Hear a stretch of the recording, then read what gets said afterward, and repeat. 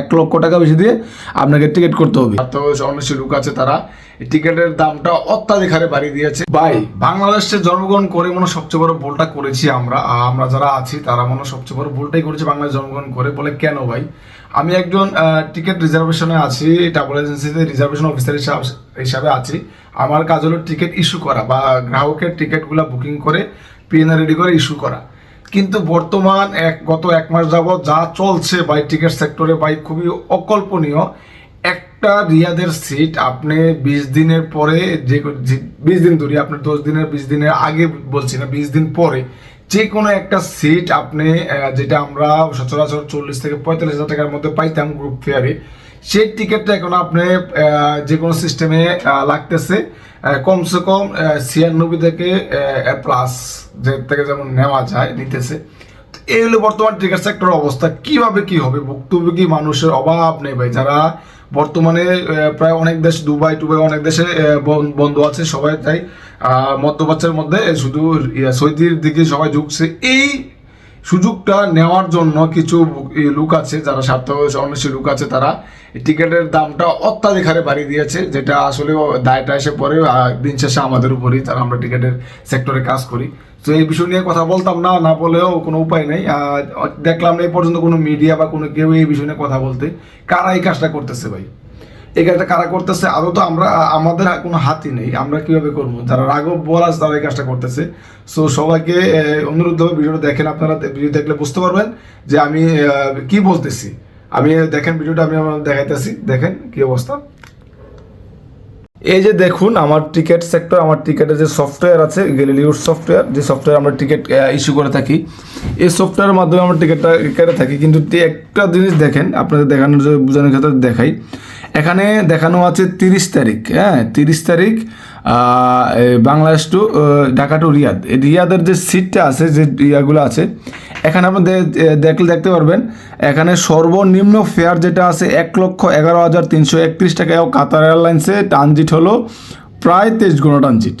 আর যেটা ট্রানজিট কম আছে আপনার 4 ঘন্টা ট্রানজিট 1,54,000 টাকা, যেটা দেখতে পাচ্ছেন এখানে 1,54,000 টাকা ট্রানজিট কম আছে।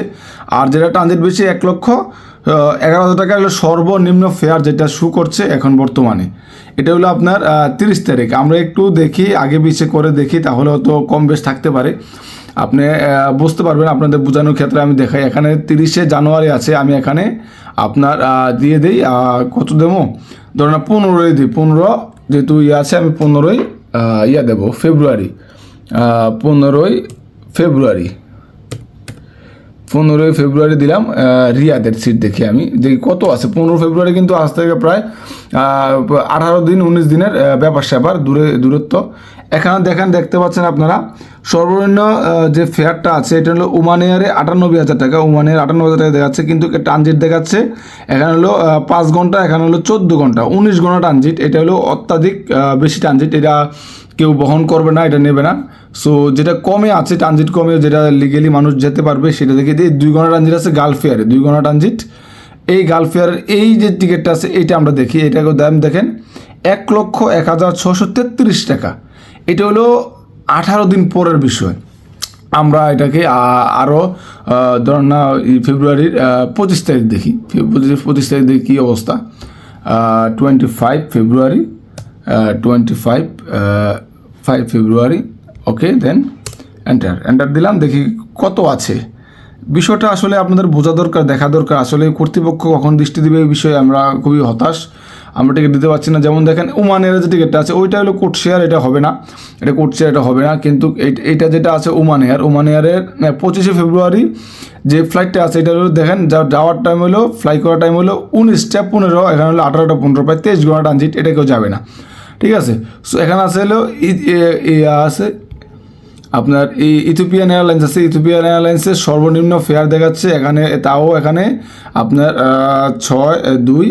8 ঘন্টা ট্রানজিট, 8 ঘন্টা ট্রানজিট। দেন ওকে, নো প্রবলেম। এখানে দেখাচ্ছে 98,700 টাকা, 25 প্রায় 28 দিন, 1 মাস পরে যে সিটটা চাচ্ছি আমি, এই 1 মাস পরে সিটটাই দেখাচ্ছে 98,718 টাকা। এগুলো বর্তমানে টিকিটের অবস্থা। আপনারা একটু বোঝার চেষ্টা করবেন কি অবস্থা। আমি মার্চে দেখি, একটু মার্চ মাসে দেখি, মার্চে কী অবস্থা, যেহেতু আমি নাহলে ফেব্রুয়ারি থেকে মার্চে দেখি, 10 তারিখ 10 মার্চ মার্চ রিয়াদ। হ্যাঁ, আমি 10 মার্চ দেখি কী অবস্থা। 10 মার্চ তারিখ খুবই করুণ অবস্থা, যেটা আপনাদেরকে বলে বোঝানোর মতো না। আমরা জায়গাটাকে সেক্টরে কাজ করে আমরা বুঝতে পারি যে আসলে আমাদের কাজ নাই। যারা ভুক্তভোগী আছে তারা বুঝতে পারবে। যেমন 19-14 এখানে আছে 5 ঘন্টা 19 ঘন্টা ট্রানজিট, ওমান এয়ার এটা কেউ যাবে না। যেহেতু ইমিডিয়াটসে একটা টিকিট আছে 13-1, এও এখানে হলো 7-4-11 12 ঘন্টা ট্রানজিট, এটাও কেউ যাবে না। ইমিডিয়াটসে এটা আছে 13-17 4 ঘন্টা ট্রানজিট।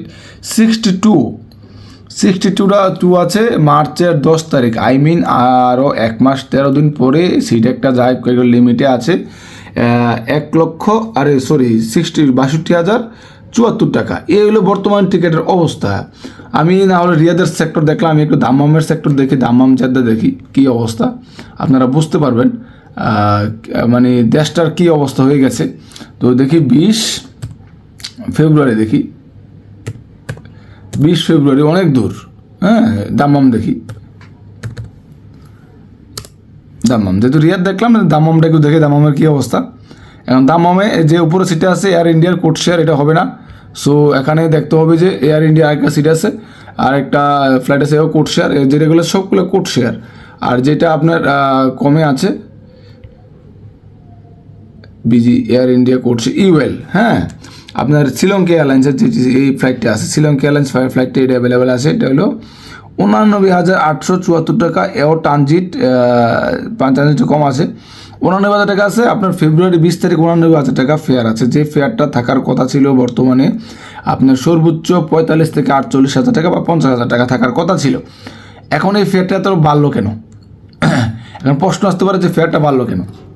ভাই, এটা বাড়াইছে কি?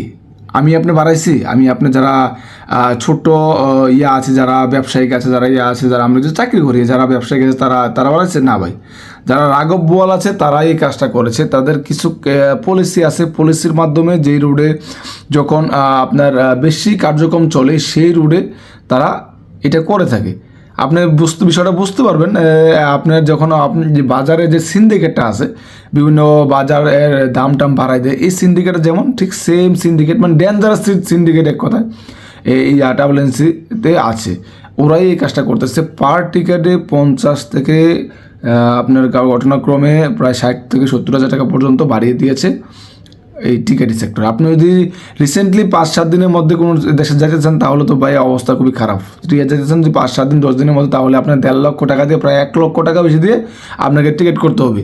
তো এই হলো দেশের অবস্থা। একটু সবাই ভিডিওটা শেয়ার করবেন, একটু আপনার যারা এই আনুষঙ্গিক বিষয়ে দায়িত্ব আছেন তারা যাতে দৃষ্টিগোচর হয়, দৃষ্টিতে পড়ে, এটা এই জন্য ভিডিওটা করা। আসলে যারা ভুক্তভোগী আছেন, যারা আপনার আমার ভাই সবাই, তাদের ইয়ার্থে আপনি এই ভিডিওটা শেয়ার করে দেবেন। ধন্যবাদ সকলকে, ভালো থাকবেন।